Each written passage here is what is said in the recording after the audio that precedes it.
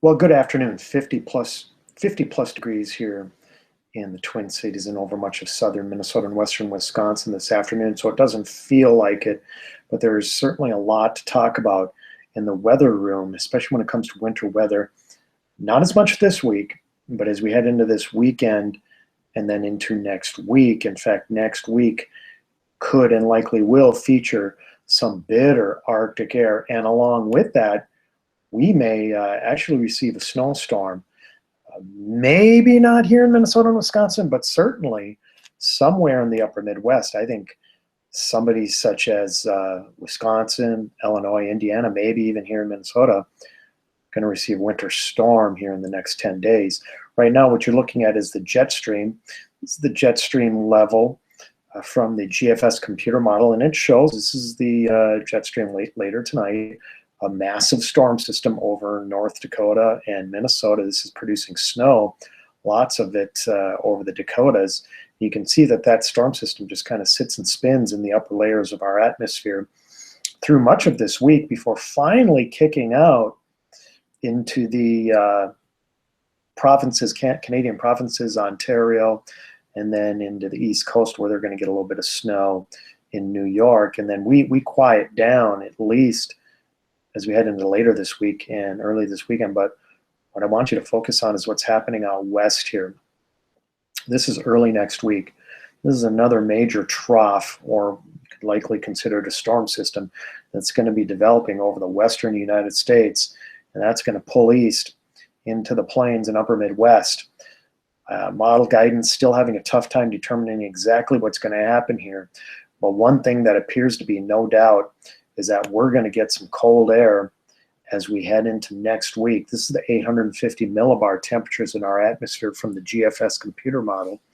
Now remember, 850 millibars is the lower layers of our atmosphere. This shows you at least a good indicator of where the rain-snow line is going to be located as we head through time. And the rain-snow line would be this light blue line. That's where 32 degrees Fahrenheit is located. And then, of course, the deeper, darker blues and purples are even colder air in the lower layers of our atmosphere. This is as we head into Tuesday and then now Wednesday of this week. You can see it should be cold enough for at least some snow showers here in the upper Midwest, including the Twin Cities and Wisconsin.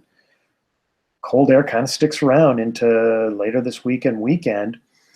We get a brief warm-up as we head into late this weekend, but look at what's happening. I want you to focus on what's happening up here in Canada. This would be British Columbia, Alberta, Saskatchewan.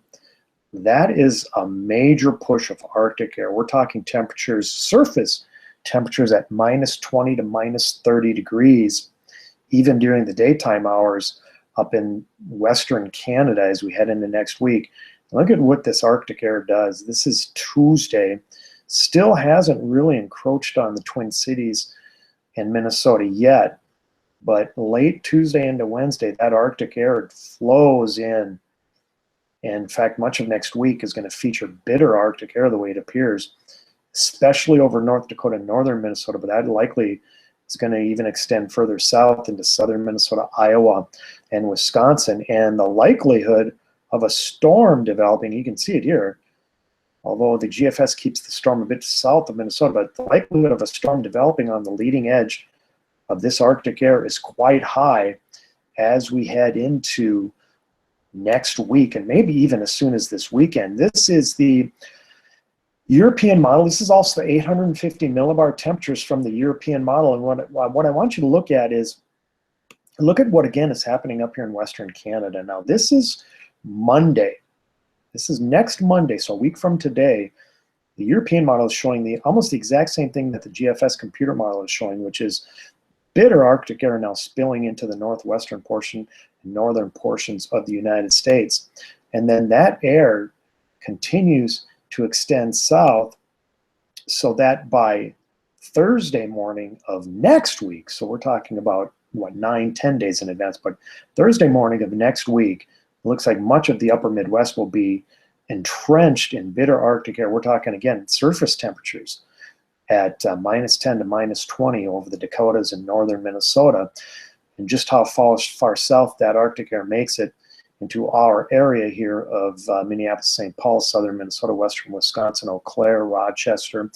How far that cold air makes it remains to be seen, but no doubt much colder than what we are used to. Here's the snowfall, 24-hour snowfall totals from the European computer model as we go through time. Again, you can see here's the snows today over the Dakotas. But look at what happens. That system pulls off to the east and northeast. We get a lull in the action on Sunday, but look at what happens as we head into Monday. Now, the European computer model keeps that snow just south of Minnesota, but that snow area could easily push further north and west if that Arctic boundary happens to not move south as quick as expected.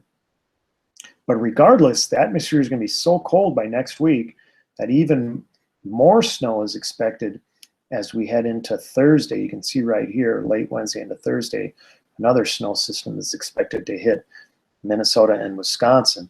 So regardless, this really looks to be a busy period here in Minnesota and Wisconsin. Again, maybe not as much this week, but certainly as we head into later this coming weekend and into next week. Now, one last thing I did want to show you is a trigger graph. This is going to be hot off the press, and I'm also sending this to you. But anyway, here's a trigger graph now. You can see 850 millibar temperatures, which is this line right here, this solid black line, expected to be below 32 degrees throughout the period. We may get just above 32 degrees at 850 millibars next Monday. But the screaming message here is that it should be cold enough for snow over the next 7 days.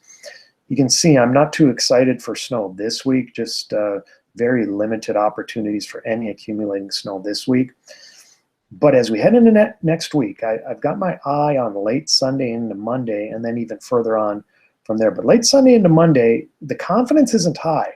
We need to definitely watch that storm system, or at least a potential storm system that's going to develop in the central portion of the United States. And what track that takes is going to be crucial to us. But that's why I'm saying there's potential for at least a significant sized storm system, even here in the upper Midwest, as we head into later this coming weekend and early next week. So anyway, lots to talk about, and we'll keep you updated here as we go through time this week.